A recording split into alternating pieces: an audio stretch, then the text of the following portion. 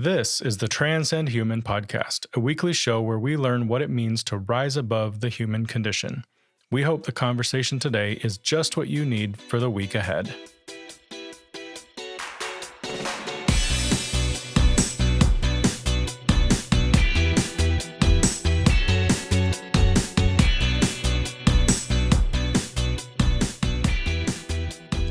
Okay. Welcome back, everybody. Another week here at the Transcend Human podcast. It is great to have you with us. May 2nd, 2022. All right. Like I said, welcome back to the podcast. It's another sunny Monday morning here in Southern California. I'm not going to talk about that now. I'll talk about that at the end of the podcast. I've got some cool stuff coming up and something I just want to run by you as a potential for some upcoming episodes. So hang on the line for that, but let's just dive right in. So minute of transparency this week, I'm going to call Perspective Matters. So growing up in Powell, Wyoming, I kind of learned what it was to say perspective matters, or what it means to say perspective matters.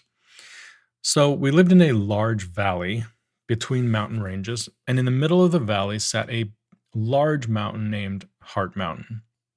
And because it was in the valley, because it just kind of jutted up out of the middle of nowhere, it could be seen for miles in every direction. And anytime you have a mountain like this that's kind of visible from all different areas of the region, it becomes a landmark, right? A landmark for people who live in the valley. Now, because of its unique shape, it actually looked very different depending on where you lived in the valley. Now, this may not be true for some of the more symmetrical mountains. I'm thinking of mountains like Mount Rainier in Washington State, or even another mountain in Wyoming called Devil's Tower, which, they're a little different depending on what side you're on, but the effect is very similar no matter what your vantage point is. But not Heart Mountain, right? Heart Mountain is made up of two very distinct summits. The main one, which is taller and a lot wider, and then another one that's a little bit shorter and comes to more of a point. And together they form the mountain. I guess you could say from certain vantage points, it kind of looks like the shape of a heart, but I would say that that's stretching it just a bit. My point is this: perspective matters because Heart Mountain looks very different based on your vantage point. So I lived in Powell, and I still to this day believe that my view of Heart Mountain is the correct one, right? It's the one that should be in pictures. It's the one you should see on postcards, all of those things. But if you lived in Cody, you would have a very different perspective, and you would probably suggest that my view was the wrong view. Now, unfortunately, Heart Mountain played a role in history, and not one to be very proud of. If you ever do a Google search for Heart Mountain, the first thing that comes up typically are articles about the Heart Mountain Japanese Internship Camp, or the Heart Mountain Relocation Center. Both kind of refer to the same thing. During World War II, Japanese Americans were rounded up and sent to one of 10 internment camps in the West in order to protect the country from potential internal threats. The fear was that the Japanese people living inside of our country would side with their homeland and help to destabilize our country from the inside out.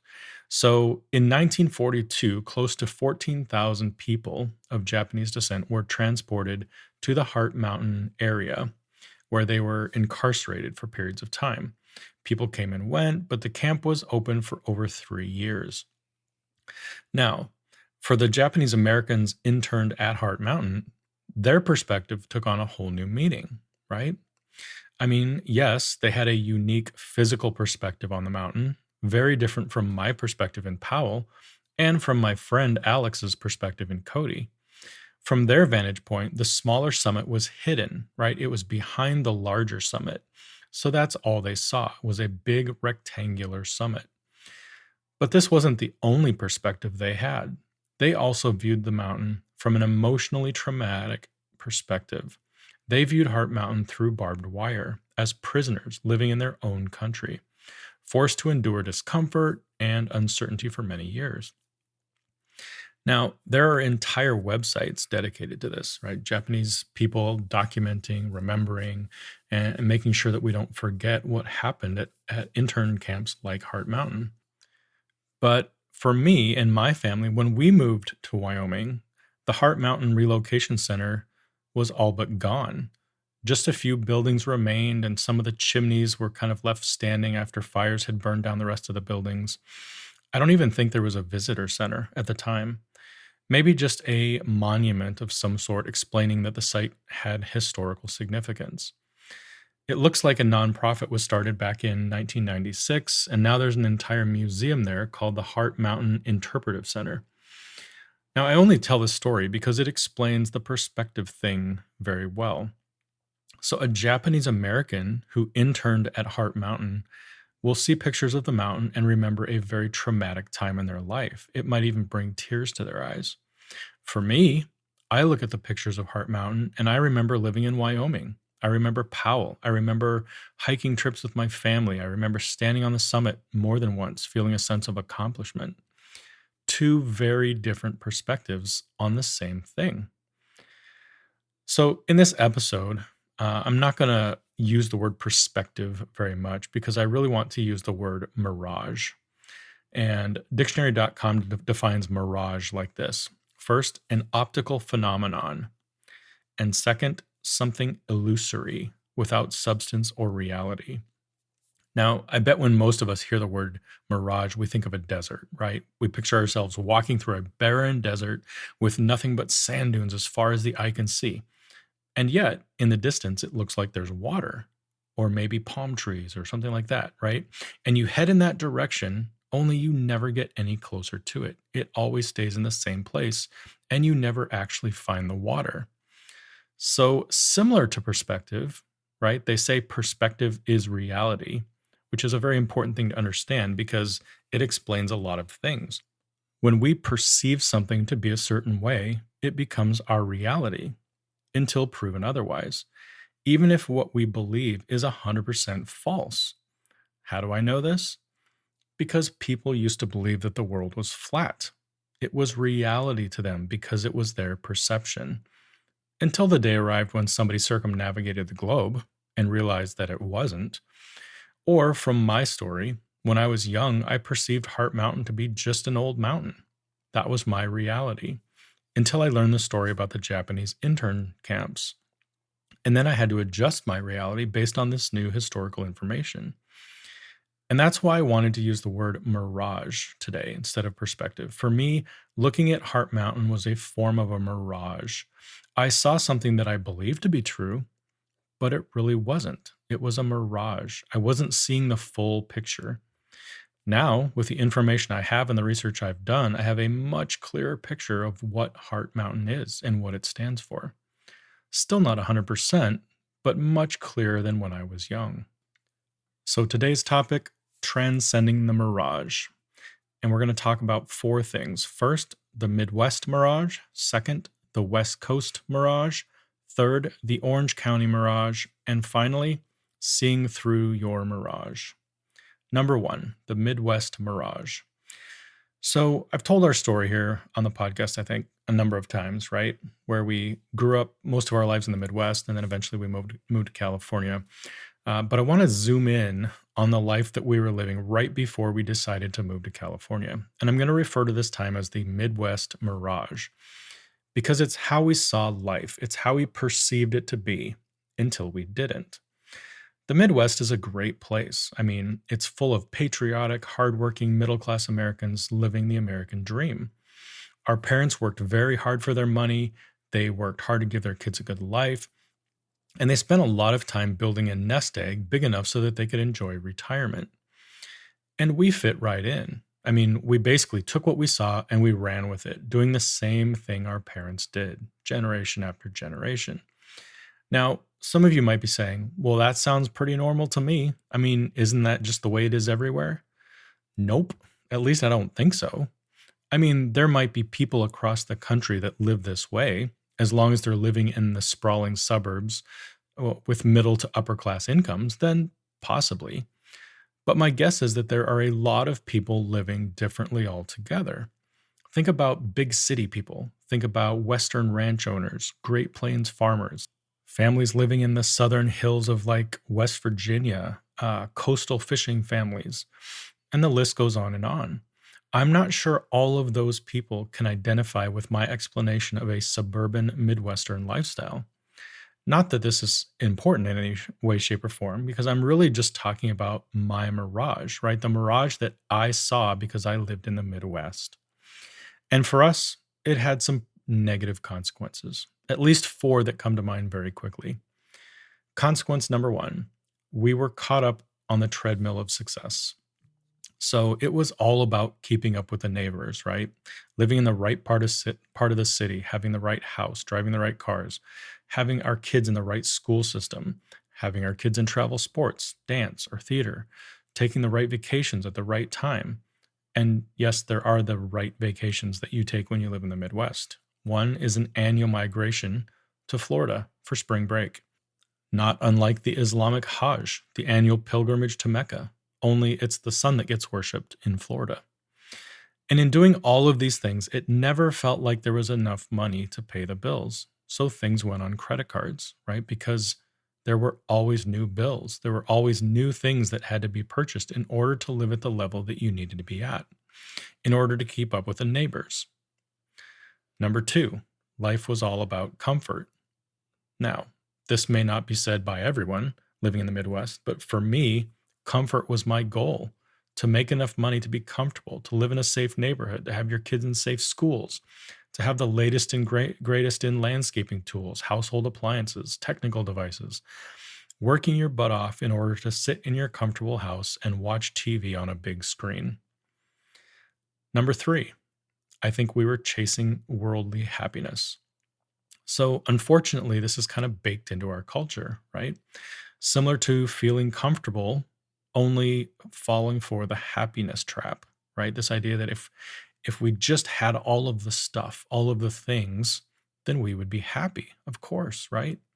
The right house, being successful, having our kids in all the right activities, getting to travel when we wanted to travel. It's not right, but like I said, I think we came by it honestly. And for me, at the end of it all, I still wasn't happy. Now, I can't speak for Tammy, but I wasn't happy for sure. And finally, number four, it was hard to think outside the box. Now, for those of you who know anything about the Midwest, you know that the Midwest is very red, Republican to the core, making the culture fairly bent in that direction, right? There's very little diversity of thought. Similar to that, there's very little racial diversity. The Midwest we lived in was extremely white. And along with this reality came cultural beliefs and attitudes toward things like inclusion, viewing all people as equal, gender equality, gender identity, the environment, climate change, governmental control, government spending, and the list goes on and on. Not that all of these are wrong beliefs, they were just very slanted in one direction, and not a lot of dialogue happening about them. Now, I don't think that we understood all of this at the time when we were living in the Midwest, right? We just had this feeling and we said to ourselves, something isn't right. It's almost like things are too perfect, too prescribed. It was like we were living in the Truman Show. And one day we were going to sail across some fake ocean and find that we were just living on a massive movie set the entire time. Now, it wasn't until we moved away from the Midwest that we were able to see some of this more clearly, how we had fallen into bad habits simply because of the culture that we were part of.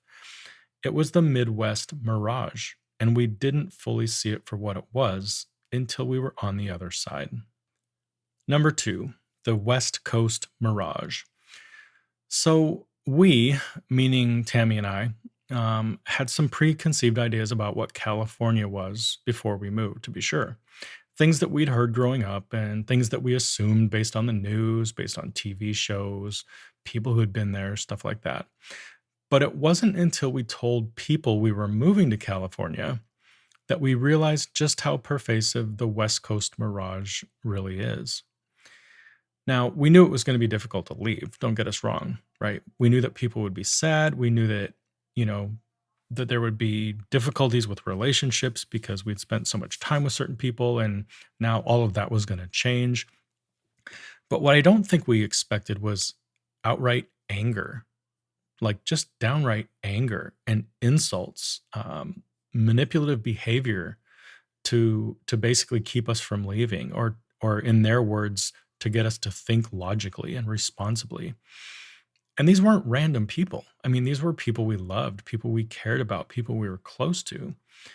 It was a really difficult thing to walk through. But here's a list of the things that came out in those conversations. First, California is way too blue. Everyone there is liberal. It's dangerous. Are you going to be safe? You'll be so close to Mexico. Aren't you worried about the border issues, immigrants? It's expensive. Can you actually afford it? There's fires and there's earthquakes there. Why would you want to live there? Will your kids be okay? I mean, I can't believe you would choose to raise your kids in an environment like that. Don't you care about them at all? And these are just the ones that I can remember. As you can see, the West Coast Mirage ran very deep in the Midwest, almost a us versus them kind of mentality. On the one hand, you can see why people feel this way, right? California is a state, as a state, is very blue. You've got Hollywood, LA, San Francisco, UC Berkeley, a lot of liberal influence there for sure. Many of the pop icons in our culture are from California. You have the movie and television stars, you have musicians, pretty big sports and athletics stars. You know, many live in LA, Malibu, Calabasas, Hollywood Hills. And if you follow these people on social media, you definitely get the feel that most of them are liberal. And when it comes to the socioeconomic stuff, I mean, you can Google that crap. That's obvious, right? Southern California is up there as one of the most expensive places to live in the country. Taxes are high. Gas and food prices are out of control, largely thanks to COVID and Russia. But there's no doubt that it costs more to live here. So, all that said, you can see why people have a pretty strong opinion about the West Coast, especially California. And while there is some truth to those things, it's still a mirage, right? People have created a reality about something that they don't fully understand. And for us, it caused problems, big problems. We had no idea that the people in our lives were so strongly influenced by that mirage, and that they would allow it to put stress on our relationship, a relationship that we had built over years. I mean, to this day, there are some unresolved conversations with people that we love dearly, people who said some really damaging things, things that they can't unsay. And unfortunately, they're just not things that you bring up at the dinner table years later. Now, before I jump into the Orange County Mirage, I want to help you see through the West Coast Mirage just a little bit more clearly. So, now that we've been here for close to 6 years, I think I can speak pretty intelligently about California, or at least Southern California, where we've spent a lot of time. Politically, we were shocked. Yes, California is a blue state, but it must have a Bible Belt because there is a church on every block, it seems like, and a fair share of megachurches that you can choose from. During the 2020 election, it wasn't uncommon to see roadside gatherings for the Republican Party, pickup trucks with Trump flags flying high. We even had protests in Huntington Beach due to the beach closures, the stay at home orders, mask mandates, all of those things. All politically red, if you were to be honest. Next, natural disasters. We have felt a few small earthquakes, don't get me wrong. And yes, there are fires, one which actually came surprisingly close to our neighborhood. But would you like me to do a quick Google search on inclement weather around the country? According to fireweatheravalanche.org, there are fires in 14 states right now, and California isn't even one of the top 8. When it comes to earthquakes, the USGS, as of this podcast episode, is reporting earthquakes in California, New Mexico, and Maine.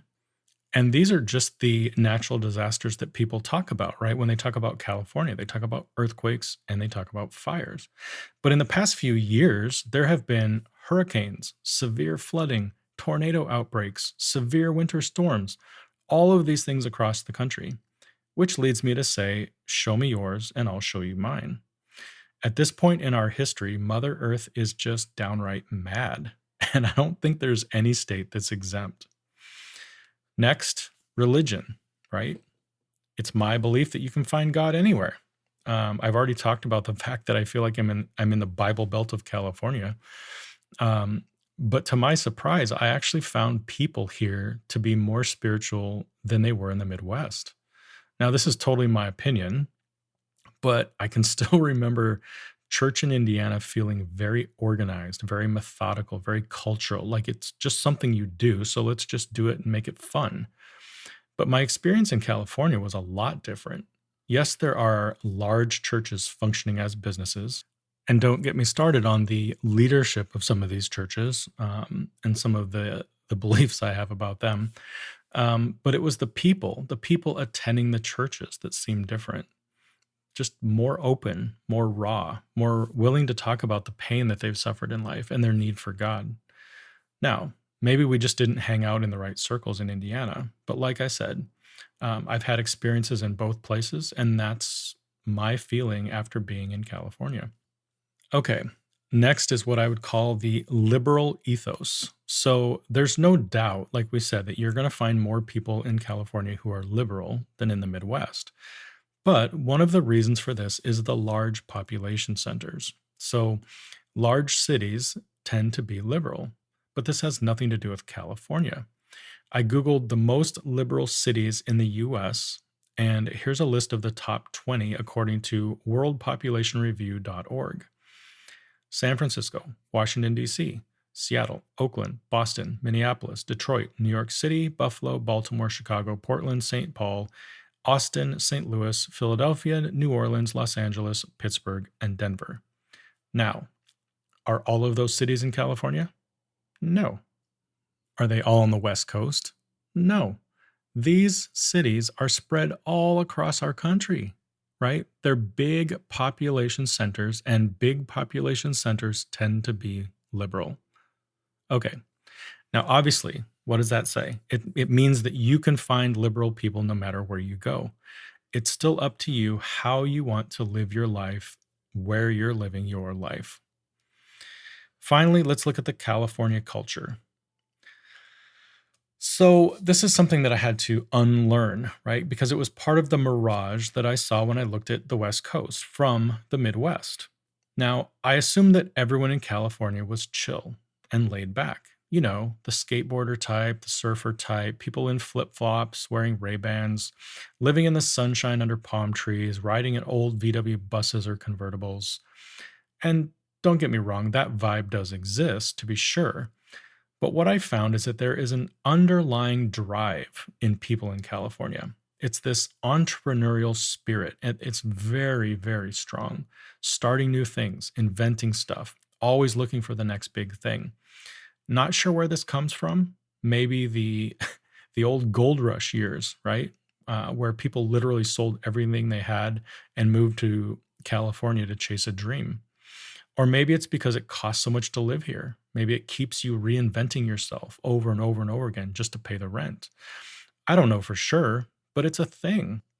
Even in the church world, that was a whole new thing to me, right? When I moved here, I was working for a large church, and I've never seen so many multi-site churches and would-be pastors dreaming about starting their own churches, right? In the Midwest, a multi-site strategy was just something a large church did because they could. But in California, it feels like it's driven by the sheer number of people wanting to start their own thing, to start their own church. I had a joke when I worked at the church that I felt like it was a pastor factory because literally everyone, even people on my own team in the communications department, they didn't really want to be in the communications department. They wanted to be a pastor. That was just a foot in the door to get them into another ministry where they could be the pastor of that ministry and then eventually ask the church for help in starting their own ministry, their own church. Again, just my belief on things. It's just my perception. However, it really seems to be a thing here. Now, to summarize the entire thing, the entire California culture, I would just say work hard, play hard. I mean, that really seems to fit the California culture. Now, in terms of safety, According to smartasset.com, Irvine, California is one of the 20 safest cities in the world. Interesting fact, on that list, 9 of the 20 cities are in California. Another interesting fact, there are no Midwest cities listed in the top 35. So there's that, if you were wondering. And finally, here's a little bit more on the whole diversity thing. So part of the Midwest Mirage, right, that we talked about was that diversity was lacking, right? And that it actually caused people to believe that diversity was wrong or dangerous in some way. But living here has completely opened our eyes to the joy that comes from being around other cultures. It's so funny because the US has always been called a melting pot. But in the Midwest, it was really hard to understand, right? Because it wasn't a melting pot. Everyone looked like you, everyone talked like you. But in California, you experience what a melting pot really is. In Irvine, there's a huge representation from Asia, from India. But of course, the minute I say that, I'm leaving out all sorts of other people from other cultures. We know people from Mexico, Ukraine, Egypt, Iran, and the list goes on and on and on. And this level of diversity immediately opens your mind, right? It pulls you out of that mirage that you're locked in. And there's one more population I want to bring up because it's important as well, and that's the homeless population. I think the country looks at California as the leading creator almost of homelessness, right? It's almost like homelessness is a California problem, something that we did wrong, either in terms of our politics or because of our liberal agenda. But there is so much that goes into homelessness. According to citymayors.com, Eugene, Oregon is actually the area in the country that has the highest homeless population per capita. Why? Who knows? Then there are obvious reasons why certain places do, right? The fact that homelessness is a bigger issue in large cities. So LA, New York, Seattle, Las Vegas, right? When you have large cities, you just have homelessness. It's a thing. Homeless people gravitate towards cities because they know that they'll be around people that they can ask for help. Now, when I think back to South Bend, Indiana, there was a homeless population there, right? Right downtown. There was a homeless center that cared for the homeless. The people on the streets had mental health issues. They were veterans suffering from PTSD. They were drug addicted people that had lost their families and their homes. I mean, the same things we see in California, we had them in South Bend, Indiana. According to a South Bend Tribune article back in 2021, at that time, the city was looking for help because the homeless population had seen a 25% jump from the 2019 numbers. Now, the 2019 numbers obviously were numbers prior to COVID hitting. So it'll be really interesting to see the numbers in 2022 and even 2023 to see what COVID did to add to the homeless population in the Midwest. But back to the concept of diversity, right? So, like I said, California has a diverse population, one that includes people who live on the streets. And Tammy and I believe that our kids have grown, they've matured by getting to experience this diversity firsthand. We truly believe that the adults that they will become will be adults with a greater capacity for love and for appreciating all people. And that's something that we've learned from living in California. Number 3, the Orange County Mirage. So, like we discussed already, California is not what we thought it was, right? When we were functioning under the West Coast Mirage. Some of our perceptions were true, but many were not. And at the end of the day, you probably need to live somewhere before you can make those kinds of judgments. Similar to saying, walk a mile in someone else's shoes, right? We seem to get that when we talk about people, but it works with regions and locations of the country as well. So we moved our family to California back in 2016, specifically to Irvine, California, which is a planned community in Orange County. Like I said, we were pleasantly surprised by the racial and ethnic diversity, the openness to a much wider, all inclusive way of thinking related to religion and politics and all sorts of things. Not to mention the moderate temperature, the things to do, the amazing food, the proximity to theme parks, large cities, and the mountains and the beach. All good stuff, right? But the other day, my wife and I were talking about living here and that it's no different here than anywhere else. Once you've lived someplace for a while, you run the risk of developing the mirage mindset. And for us, we'll just call it the Orange County Mirage. Similar to the Midwest Mirage, right? It's living somewhere and developing roots that start to infuse you with the culture, the style, the beliefs, the perceptions of that culture.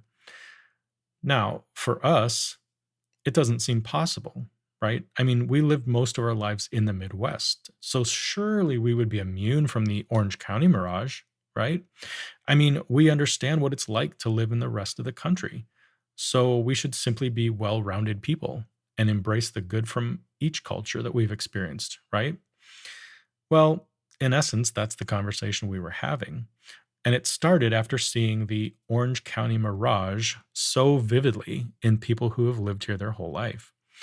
Here's a couple ways that you can recognize it. So, people in California often can't tell you where another state is located in the country.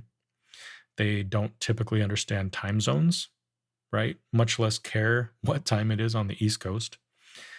Graduates head off to college and universities in four season states, only to return after a year or two because they just can't handle the weather. Many Californians have never ventured out of their state. Many have never even done the touristy stuff, like hike to the Hollywood sign or visit Joshua Tree. Those who have traveled typically say, "Yeah, I don't really think I need to live anywhere else. I'm just really comfortable right here." Now, these are the obvious ones, right? The ones that people exhibit on a regular basis, letting you know that the Orange County Mirage is firmly in place. Recently, a senior in high school said, "I don't ever want to leave Orange County. I mean, I just want to live here forever and get to do all the things I've done my whole life." And we get it. Tammy and I get it. After being here for 6 years, we get it. And we had that conversation because we were really asking this: do we just get it? Or do we now believe it? Do we fall for it as well? Have we adopted the Orange County Mirage for ourselves? Now, it's an important conversation for the following reasons. First, our son is almost through with high school. So once that happens, all bets are off, right? At that point, we'll be free to decide what we want to do next. Will we stay in Irvine? Will we move somewhere else in Orange County? At this point, I work from home. So I don't even need to be in California. But Tammy is part of a growing nonprofit in Orange, and she has to be local. At the same time, we both agree California isn't where we will retire, right? You either have to be independently wealthy or you have to have grown up here and had property passed down through the generations in order to keep up with the inflation. And since we don't fall into either one of those categories, we know it would be very hard to stay here all the way through retirement. But our conversation wasn't just about the cost of living in California, right? It was also about the Orange County Mirage and if we as a family have been infected by it.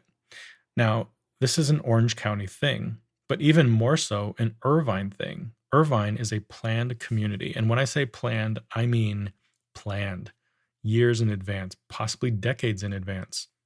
Things like where the next neighborhood is going to be built, where the schools will be located, how many town centers will be there per neighborhood, when is it time to add a new high school, and what restaurant chains are allowed in and which aren't, and how many of each.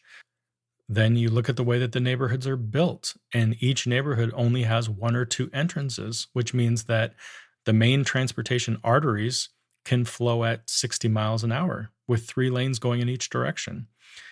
The population as of 2021 was 317,000, with an estimated growth of 10,000 per year.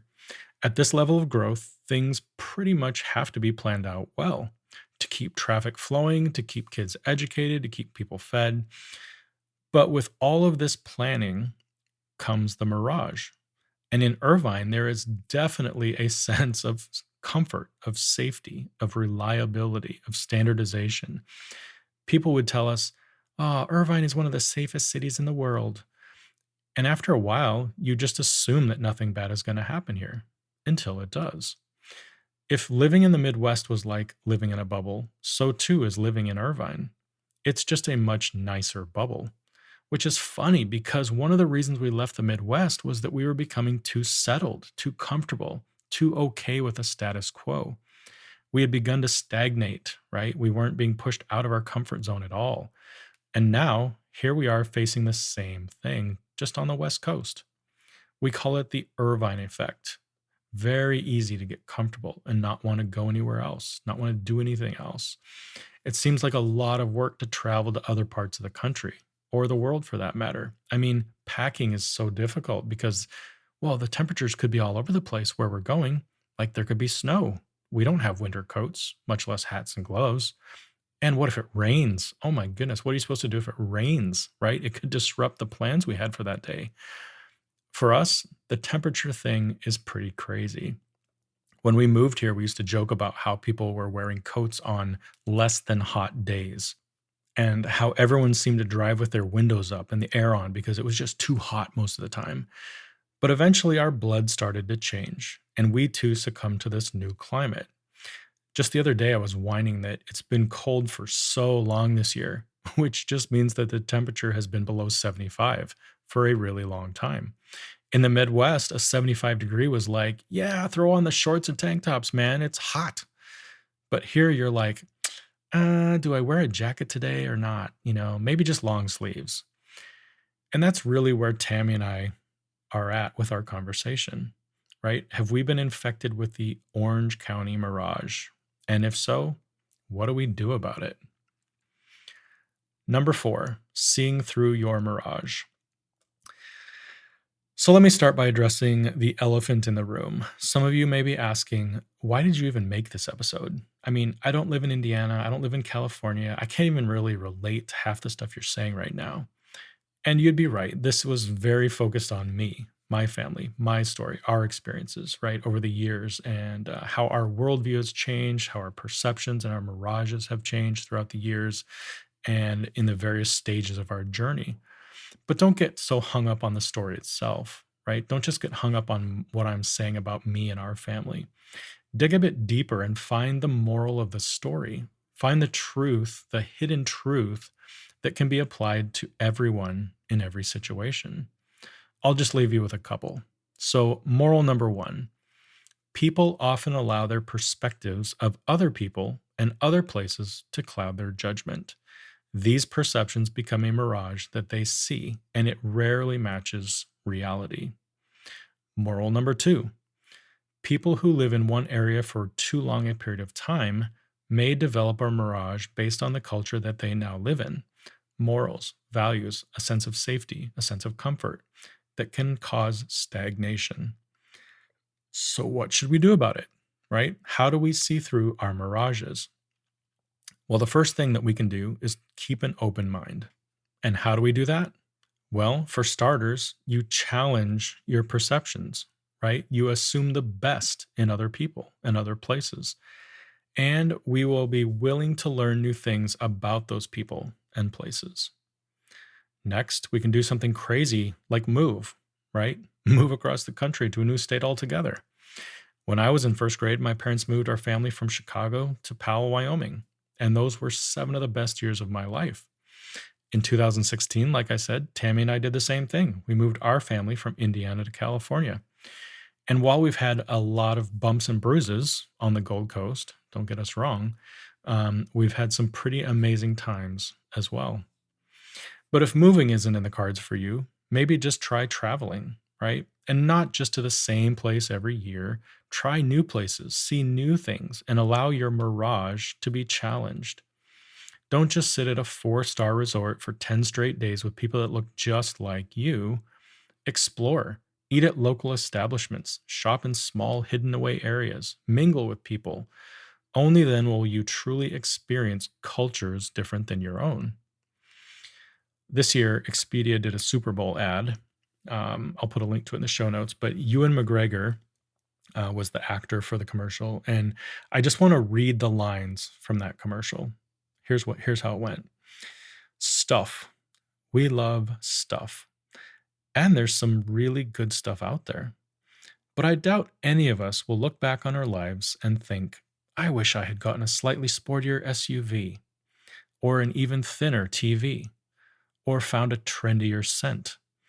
I wish I'd discovered a crunchier chip, found a lighter light beer, or had an even smarter smartphone. Do you think any of us will look back on our lives and regret the things we didn't buy or the places we didn't go? Let's land the plane. This week, ask yourself these questions. First, has my current location created a mirage for me? So, the culture we're part of, the political and religious beliefs, the level of comfort, the level of safety, the way that we look at other people, the diversity that we're comfortable with, etc., etc. Has that location created a mirage for me? Number two, have I created mirages of other locations? In other words, have I allowed my perceptions of other parts of the country to cloud my judgment? Do I stereotype other people? Do I stereotype other places simply because of what I've heard or what my current setting suggests about those places? And have these mirages kept me from being an accepting person, accepting other people, and accepting other locations? And finally, what can I do to break through the mirages I have this week or this year? How can I keep an open mind? And what would it look like to travel a bit more and to experience life in other parts of the world or the other parts of our country? And that's it. That's it, my friends. Thank you so much for hanging with us again this week. Now, at the top of the show, I referenced some changes or just an idea that I have percolating, and I told you I would talk about it at the end of the show. So let's do that now. I'm looking at my notes, and all I see is something that says, next week, our episode will be called blah, blah, blah, blah, blah. But I'm not going to do that. I'm going to hold on that because this is what I wanted to talk about. Lately, I have been in a funk. I guess that's the best way to call it, right?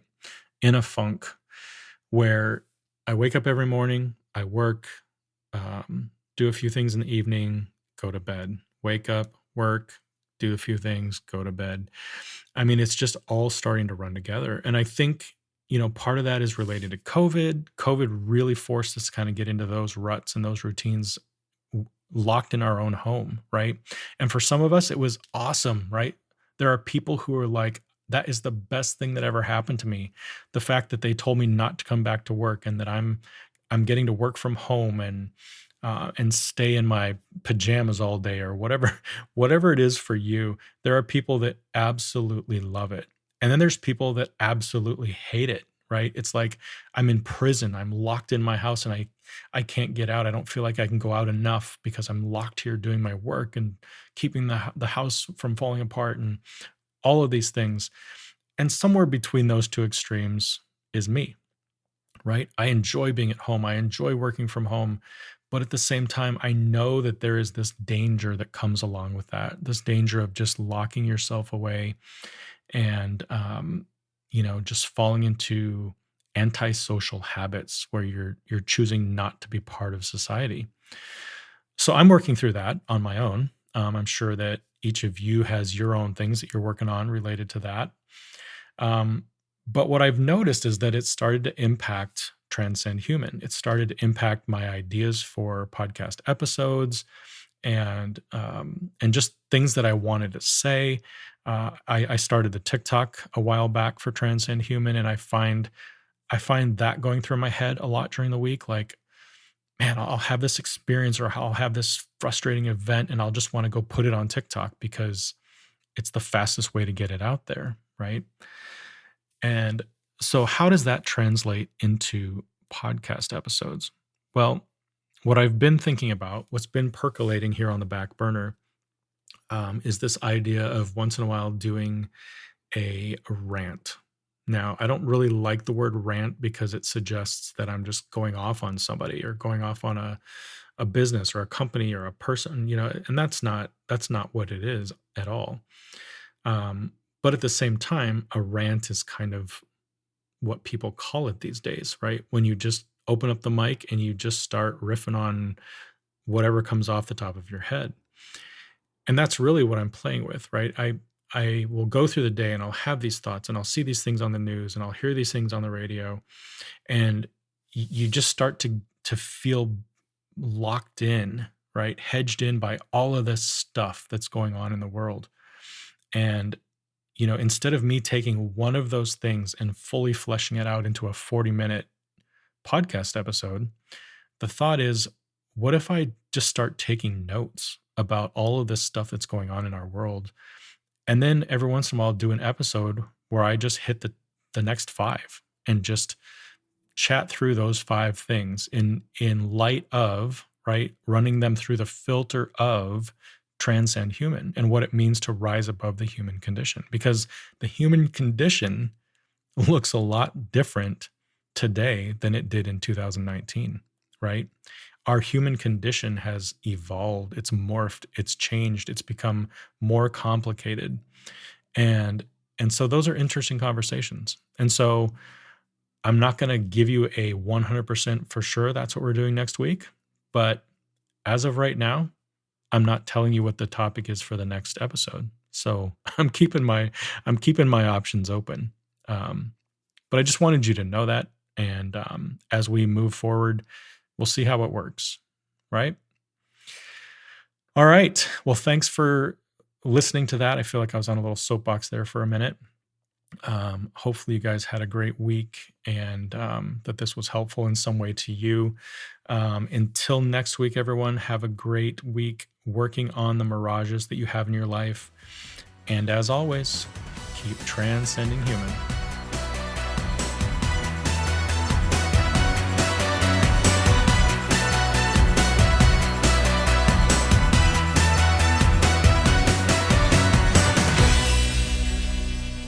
Thank you for listening to this episode of the Transcend Human podcast. If you're interested in the show notes for this episode, head on over to transcendhuman.com/podcast and navigate to the episode you're looking for. On the website, you'll also find blog posts, podcast series, and other helpful resources to help you navigate the Transcend Human ecosystem. You'll also find links to our social media channels. And as always, if you have questions, feel free to contact us at info@transcendhuman.com. Have a great week, everyone, and we'll see you back here on Monday morning.